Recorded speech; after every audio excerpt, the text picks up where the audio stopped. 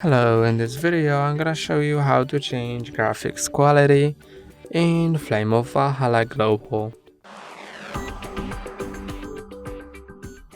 To change graphics quality, you can switch these controls here and then go to settings, then go to graphics and you can set it to fluent, balance, fine, or extreme, and this will show you these settings here. You can also set it to customize and set these settings yourself.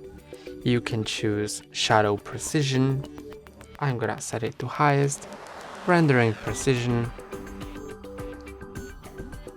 You can set texture precision to low or high, anti-aliasing, low, medium or high, effect quality, off, low, medium, high,